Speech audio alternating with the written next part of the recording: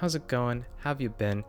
My name is Starless, and welcome to another chapter in my series Let's Talk, where we discuss topics that are important to me and hopefully you. If you're new here, then welcome to my channel. If you enjoy discussions about mental health, literature, and the occasional gaming video, then this channel is just for you. And if not, stick around anyways. You might find something worth thinking about. Today's topic is about nostalgia, and accepting that the past is just that, the past.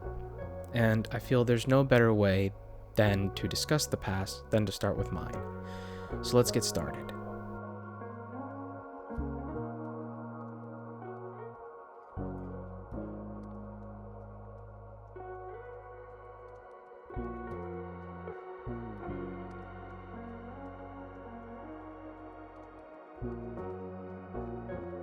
I gotta say, I'm a little nervous. Never gone out and recorded something in person, out in the open for the public to see. I remember back at my house, having my best friend come over. We would play outside with Nerf guns, or build Legos together, or play PS2.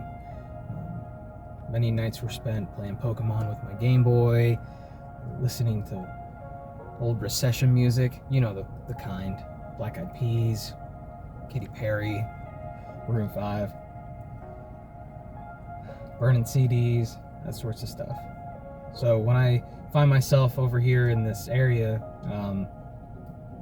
just can't help but reminisce about all those good memories and all the things that I used to do. And it's funny because, when we drive through here, I have all these little stories, little things that I can point out and be like, oh, I ran over there. Oh, I got lunch over there with my friend the one time. Oh, I remember we bought dog food and we tried it right there in that parking lot, and we threw it on a car and ran away thinking we were crazy. Stuff like that. So this place is home, and no matter how long I'm gone from it, just feels like I never left as soon as I'm back. So, yeah. Welcome to Chestnut. From 2004 to 2018, my story was being written in a little house up the street from here. For the most part, life was going to school, playing with toys, listening to my parents, that sort of thing. It wasn't until 2014, however, that I got my first inkling of feeling alive. I had just gotten into playing guitar, hanging out with friends, and exploring the world that was my hometown. Life felt different, free, like I could accomplish and do anything.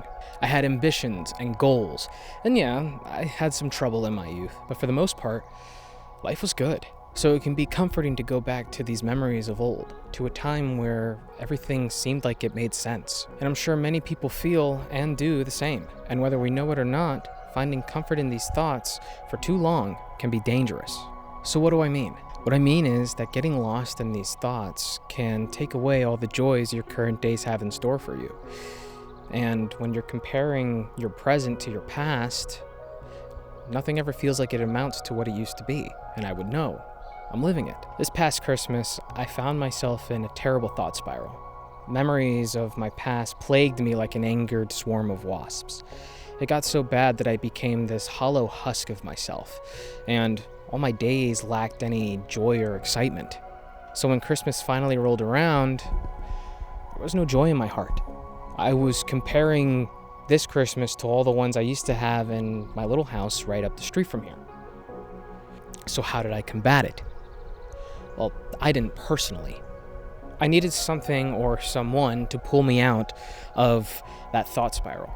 And that something? A simple question.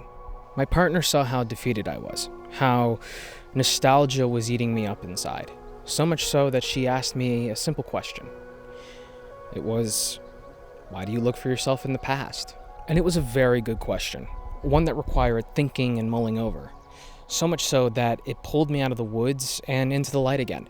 So my question to you, if you're someone who is struggling with nostalgia and your current days lack any of that joy, is why do you look for yourself in the past? Alright, we're headed to the Berkshire Mall. I have a very fond memory of this place back when I was a teenager. I remember I came here with a couple of my friends, and we were just going around to a couple of the stores, and we went into the Hollister, and quite literally, because we thought that we were the funniest and coolest kids around, we would go up to the shirtless mannequins and we would pretend like we were giving them purple nurples. Literally the funniest thing in the planet when we were young. And obviously, you know, a security guard comes up and kicks us out almost immediately. That was like the first time that I could say that I ever felt like I was a bad boy. But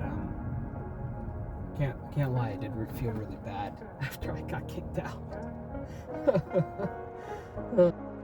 Why? Because if you truly think about it, the past isn't as great as you remember it. This is the Berkshire Mall. When I was a teen, just starting to experience the world, this was the place to be. Arcade, food court, stores. This place had all the accoutrement that made a good mall. And now, it's dying. As you can see, the store behind me has been closed off completely, and that is just one of the many. The food court is half alive, and most of the stores in here have either been closed off completely or have turned into small businesses. I remember coming here to hang out with friends, go back to school shopping, get a slice of pizza from upstairs, buy a new video game from the GameStop, etc., etc., etc. Most of that's gone, and that's okay, because when I really think about it, this mall wasn't that great. When I spent my time here, it was really for an hour or two, and we rarely went into more than one or two stores tops. And the people that I hung out with were at most 1 to 2 friends. And since we were socially anxious teenagers, we really didn't explore anything outside of what we were familiar with. The past is like that. When you look back on it, truly look back on it, you start to see the cracks. Allow yourself to have perspective on that moment in your life. And I'm not saying to kill all your memories with sadness, but I am saying that you should humble yourself and allow yourself to recognize that not everything is sunshine and rainbows, and that we tend to look back with rose-tinted glasses. I mean, truly think about how far you've come from that moment in your past. All the lessons you've learned, all the victories and failures you've had, and the person you've become. If you've gone through as much character development as all the people that I know, then you're a lot further than where you used to be. And if you get lost in that thought spiral of nostalgia and wanting to go back, that minimizes all the things you've accomplished in the here and now, and negates all the character development that makes the person you are today, you. Now, what if you're a person that doesn't have many happy things to look back to, and the feeling of nostalgia is tied more to negative feelings and emotions and memories? Good question. Let's take it back once more. So we are leaving the mall now and headed to my high school. Funny story I remember from way back when. One day while my friend and I had just gotten out of our class, and we took one of the stairwells down, and as soon as we walked through the threshold of the stairwell, there was just this permeating stench that just filled the air. And both he and I looked at each other and we were like, what in the world is that smell?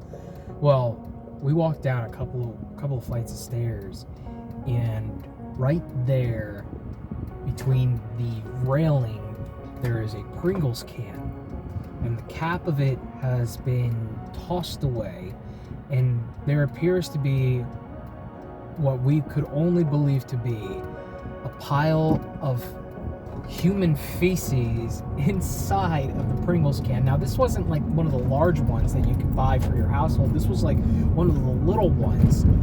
So somebody had to have gone to the restroom and squatted over a potty or something with this little Pringles can in their hand, and oh Lord almighty, both he and I looked at each other and we gagged, because then we realized what the smell was.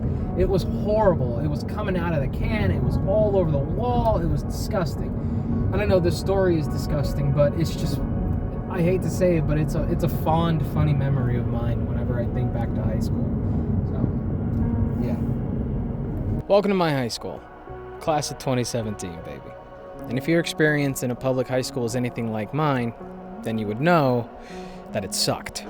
High school is when I was officially diagnosed with depression and anxiety. And when you're a hormonal teenager who's got those extra debuffs, can be very hard to enjoy a very integral moment or chapter in your life. Comparison to others, trying to fit in, trying to meet expectations of teachers and parents alike, prepping for college, trying to figure out who you are as a person, etc., etc., etc. High school was a lot.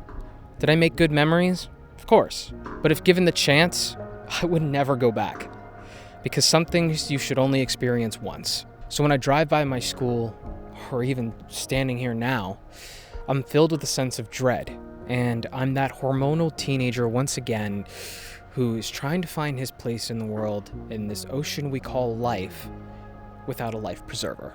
So when I find myself in that headspace, I have to remind myself that I'm no longer there, that I've moved past that I no longer have to fit in the shoes of giants that I never would have fit in the first place. And when you find yourself there too, remind yourself that it's a season that's passed, that you've moved past those negative emotions and moments, that every step you take forward is another step further away from it all.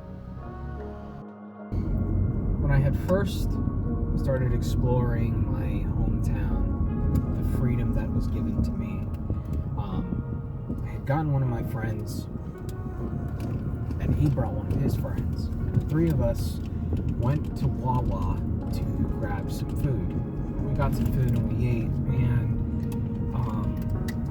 we were like, what is that behind that? So we saw this like trail or whatever, so we went to investigate.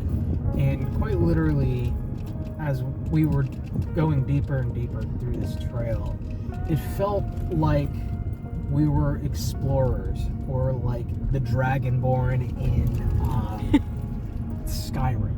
Like, we were just charting new paths, new land. And we got to this really cool spot, which is where I'm gonna record the next part. But gosh, it was just magical. Now, I don't want the key takeaway to be that the past is bad, because that's not true. We make memories so that we can look back to them fondly when things get tough, and to reminisce about them when we are with our friends and family. Memories are important because they help shape the people who we are, and they teach us valuable lessons that we can look back to. Making memories is what makes humanity interesting, and it's what makes you interesting. So I'm going to give you some advice. Live in the present and make memories. Make mistakes, learn lessons, become better, because that's what makes life worth living. So when you do look back at those memories, you can recognize that what you've had before is good, and also what you have now is also good. Find a healthy amount of comfort from both. Well, those are my thoughts. Thanks for joining me in another chapter of my series, Let's Talk.